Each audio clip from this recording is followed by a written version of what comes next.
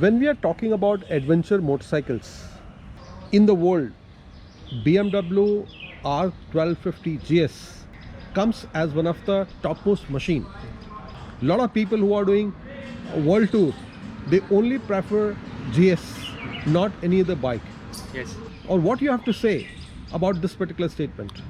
The way I see it, this machine is the best combination of comfort, performance, reliability that you can get across the entire adventure motorcycle world, which is why it is at the top of the adventure motorcycle world.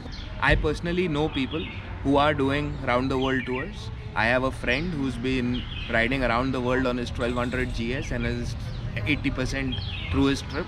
He has done the Road of Bones, he's done the Pamir Highway, he's gone from the top to the tip of Africa on his GS solo, fully laden with luggage and his paraglider, and he has gone through every terrain that you can imagine. Obviously, going from the top to tip of Africa, you can think about what the terrain is like.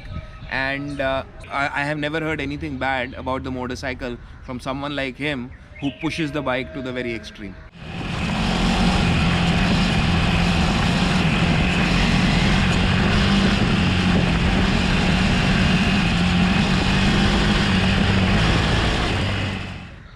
I think that there is a reason that when you need a motorcycle that you can count on, most people choose a GS.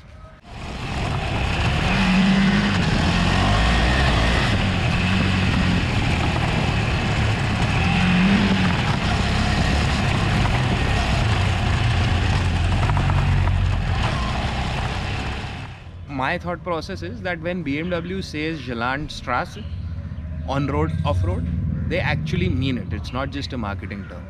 And there are bikes which are better on-road and there are bikes which are better off-road. But when you want a bike that is able to do both and able to excel at both, then your only choice is a GS.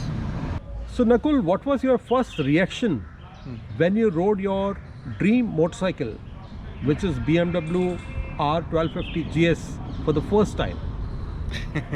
Actually, the 1200 GS used to be my dream bike. Okay. You know, the paralever rear, the telelever front, the cardan, that was all the right stuff. That is what I wanted. And I came back into biking, like I said before, after a very, very long gap. And the 310 brought me into it. So I was also very fortunate in that I managed to, or rather I got an opportunity to attend a BMW official off-road training very early on in my ownership. And that allowed me to gain confidence taking this bike into all sorts of terrain. So when I was buying the 310, I told the person selling it to me, who happened to head the dealership at the time, that if I stayed with biking, my next purchase was going to be a 1200 GS and he would sell it to me. Shortly after I bought the 310, BMW introduced the 1250. And with the 1250, they managed to improve on a product which I didn't think could be improved upon any further. I took a test ride and the test ride lasted from 7 in the morning till 3 in the afternoon. I took the bike on the highway. I took the bike off-road. I rode it with all the electronics on in Enduro Pro mode and on trails. I turned off all the electronics and I rode it on the trails again, doing a direct AB comparison on the same track, over the same obstacles. And at the end of the ride, when I handed the key back to the salesman, I said, let's sit down and talk about a deal. The best way to describe what I felt at that time is that once you ride the 1250 GS, it spoils you for other motorcycles.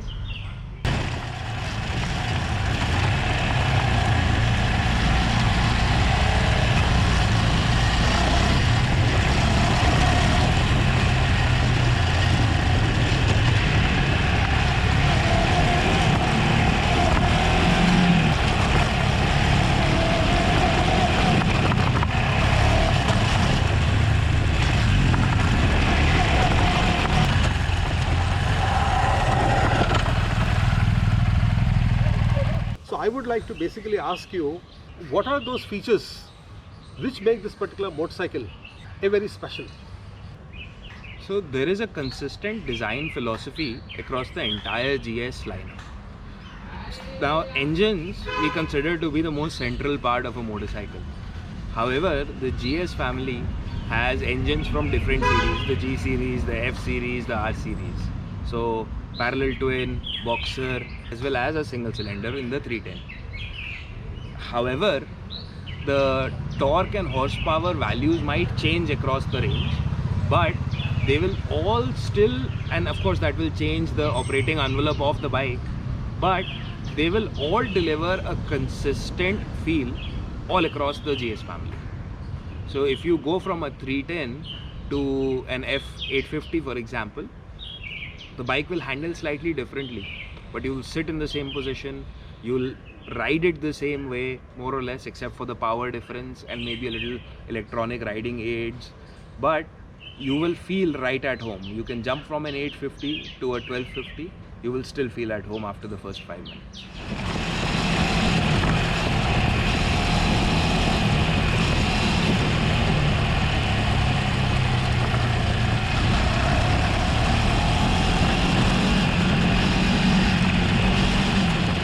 So the first thing I would like to show you is the telelever front suspension. This, if you bring the camera in close, you will see there's a strut here with a coil spring, and you'll see there's a semi-trailing arm which connects the front with the wheel all the way back here to the frame, and this is joined to this spring strut here, which means it's almost like a McPherson strut. Now these fork tubes actually don't do any suspension work. They are only here to steer the wheel. This telelever system actually does the suspension.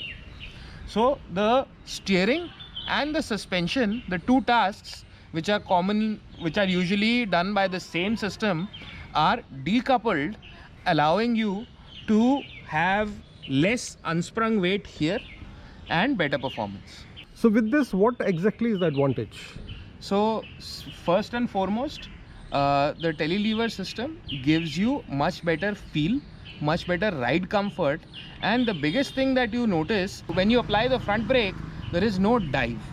There's a small minor amount which is almost imperceptible, but like a normal bike dives straight onto the front wheel and compresses the suspension, it doesn't happen. Okay. And it compresses the forks and the rider is pitched forward. When you grab the front brake on a 1250 GS or any bike with a telelever, you just sit there normally just like you do in a car. Okay. You don't move forward. Okay.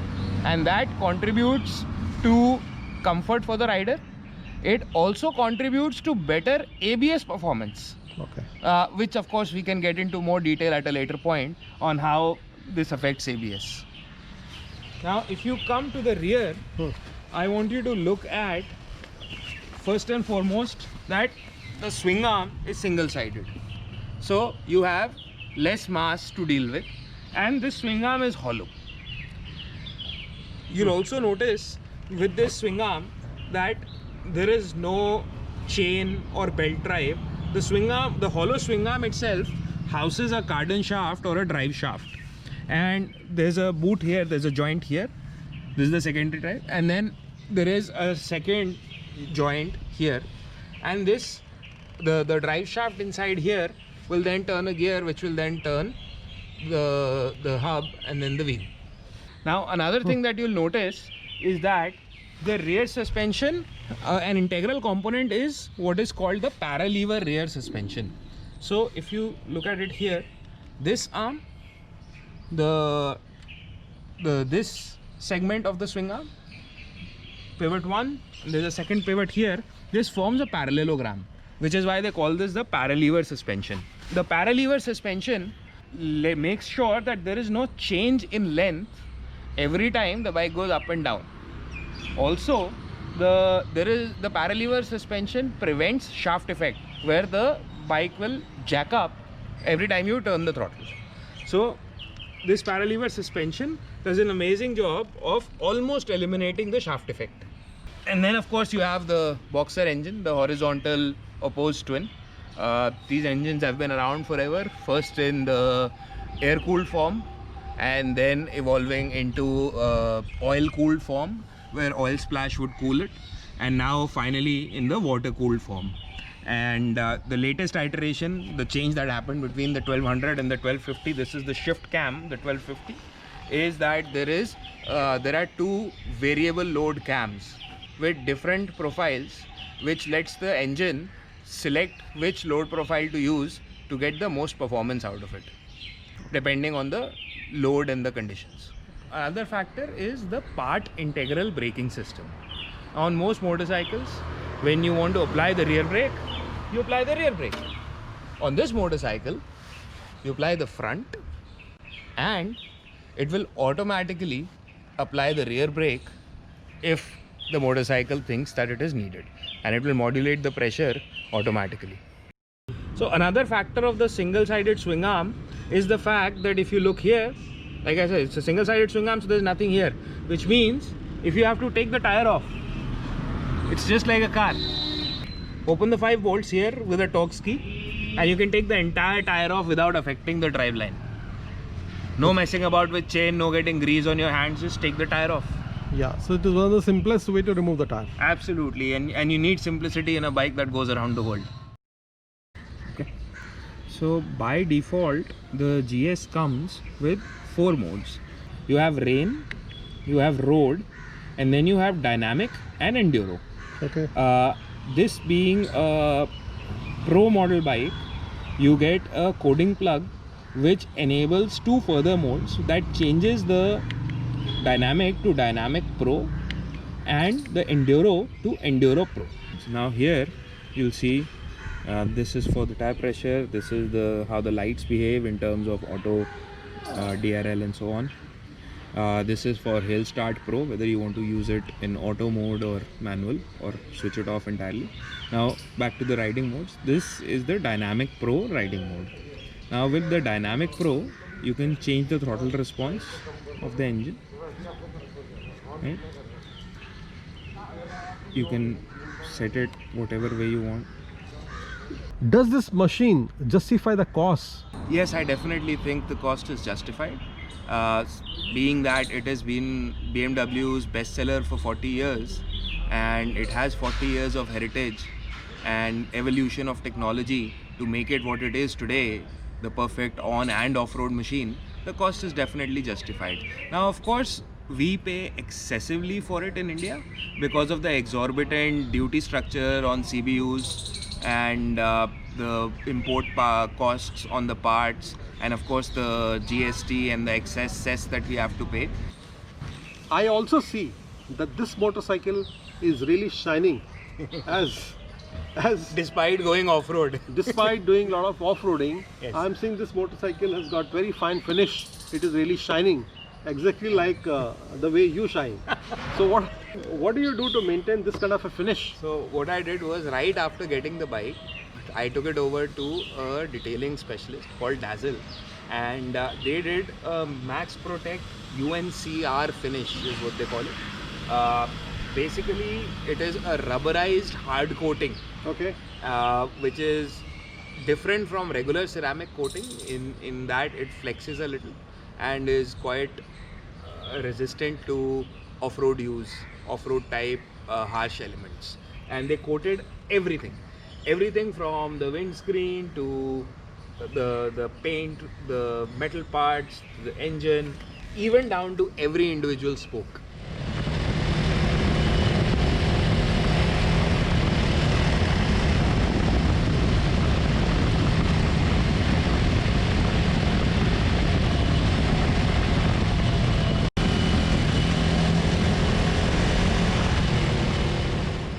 So Nakul has really taken a lot of pains to tell me everything about this motorcycle, and to understand everything about this particular machine, it will take a long time. So before we end, once again I am going to ask same question with which I started, and that is that today in India we have a huge lineup of all kind of adventure motorcycles. Yes. Whether we are talking about Triumph Tiger, or we are talking about Ducati Multistradas, Honda Africa Twin. or Honda Africa Twin, which is again a very great motorcycle. Something new. KTM is coming out with KTM 790 Adventure. So the competition is really going to be very, very tough as we move ahead. Yes.